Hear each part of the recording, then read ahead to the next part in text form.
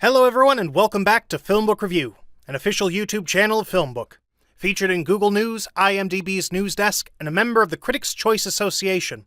FilmBook is an entertainment industry news website that reports on the film and television show industries in the United States and across the world. Today on FilmBook Review, I will be reviewing HBO's House of the Dragon, Season 1, Episode 6, The Princess and the Queen. The Princess and the Queen is directed by Miguel Sapochnik, written by Sarah Hess, and stars Emma D'Arcy, Olivia Cook, John Macmillan, Ryan Corr, and Paddy Considine. This is a House of the Dragon, The Princess and the Queen TV show review, and there will be spoilers. If you like our TV show reviews, please like this House of the Dragon TV show review, as that helps us out with YouTube's algorithm. And consider subscribing. Once subscribed, click the bell notification box, and you are all set. Please also consider becoming one of our patrons on Patreon at patreon.com/filmbook. And now, House of the Dragon, The Princess and the Queen TV show review. The Princess and the Queen is seamless in its transition from one time frame to another, while introducing older versions of two key characters. With the new Princess Rhaenyra Targaryen and Queen Alicent Hightower instantly taking charge of their versions of the characters, in two back-to-back dramatic scenes that show their current disposition and their degenerated rapport for each other. The birth and the summons. What to show during the birth scenes and what not to show. Even though you could show much. Even though some expect it because of the legacy of Game of Thrones and the channel House of the Dragon airs on.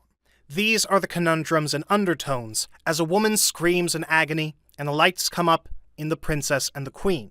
The camera is focused on her face and turmoil, not on sensationalism, not on gore, ergo the afterbirth, though the viewer hears its squeezed passage outward from her womb. When the Queen summons the newborn, absolutely ridiculous and cruel when one considers the timing, Rhaenyra shows an equally audacious level of determination to not let the newborn out of her sight. When Sir Laenor Velaryon protests, and Princess Rhaenyra says that it will end right there if he carries her back down the staircase, almost a dare, Sir Laenor should have picked her up and carried her back down the stairs. It would have been the gallant thing to do, the husband thing to do. It also would have been a show of his affection for her, taking the stress of the stairs fully onto himself. Better yet, Laenor should have stopped Rhaenyra at the bottom of the staircase before their ascent, and carried her and her child up from the very beginning, making a joke on their journey up to lighten the mood. Neither scenario in actuality would do. This moment is about Rhaenyra and her ability to push forward through adversity.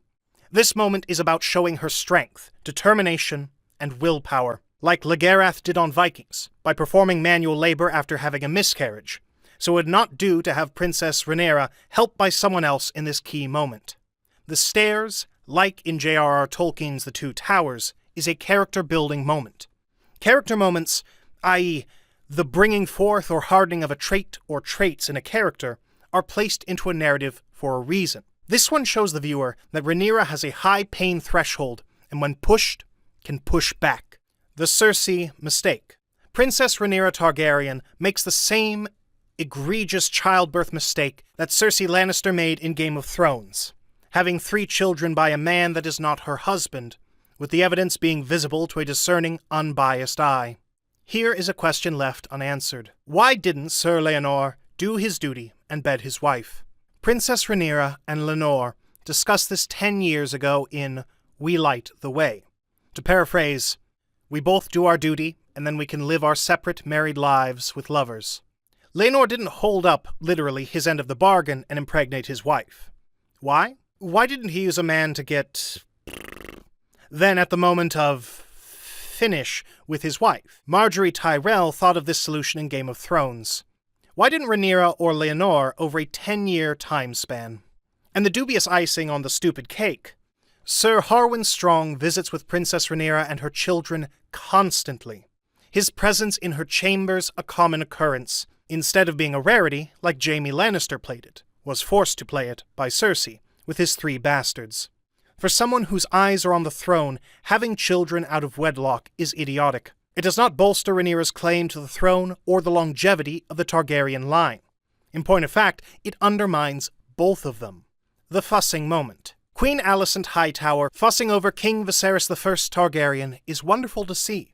It is love and affection manifest, a wordless and tireless declaration. It is also attention to emotional detail on writer Sarah Hess's part, and shows what the king and queen's once sexual relationship has progressed into, one of caregiver and caregivee. Willful blindness.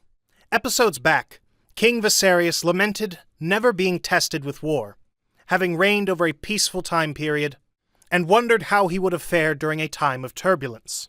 The king, in The Princess and the Queen, does not realize that he is in a time of turbulence. Avoiding uncomfortable questions because you are afraid of the answers you will receive is not leadership. It is willful blindness and an abrogation of your responsibilities.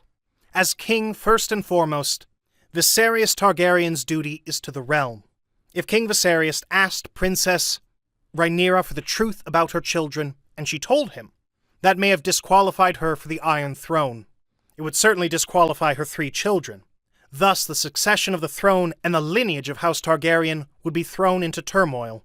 The king doesn't want to face that situation, give birth to it, have to deal with it. He would rather the rumor exist that he doesn't have to deal with than a truth that requires a reckoning. Prince Daemon Targaryen is right. The king is weak when it comes to certain matters, namely his family. Daemon finally gets what he wants. Sort of. Prince Daemon Targaryen finally gets what he wants in The Princess and the Queen, a subservient wife. When he dismisses Lady Lyanna Velaryon with a look in the episode, the viewer knows that Lady Rhea Royce would never have left his presence until her point had been made. She had been fully heard, and some resolution had been reached.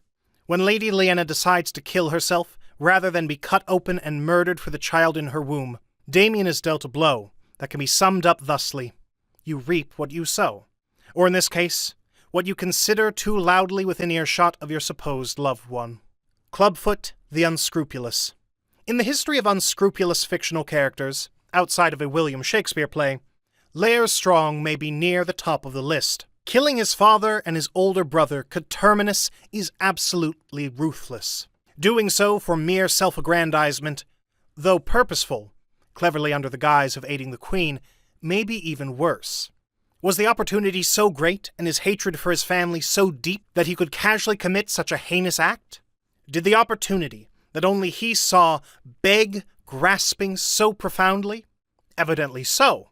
And Lair shows not a pang of regret for his murderous duplicity, which now makes him a fascinating character to watch, and the de facto Littlefinger of the series as well. If Lair's inherits Harrenhal, with its accompanying lands and income, and becomes Lord Strong, all of which would have gone to his older brother, will it be worth it to him? No. If it had been, he would have killed his father and brother years ago. The incentive to act now is the Queen and her heirs. If successful, will owe him their Iron Throne. At that point, he will be able to ask for anything within reason and receive it. And that brings us to the conclusion of this House of the Dragon TV show review. I would love to hear your thoughts on it below in the comments section. If you liked what you heard during this review, please like this video and subscribe to this channel. Please also visit and subscribe to our podcast channel at FilmBook Podcast and our trailer and reaction channel at FilmBook Trailers. If you would like to get FilmBook's articles delivered to your inbox, sign up for our daily newsletter in the description at film-book.com. Thank you for viewing, and you can watch one of these reviews next.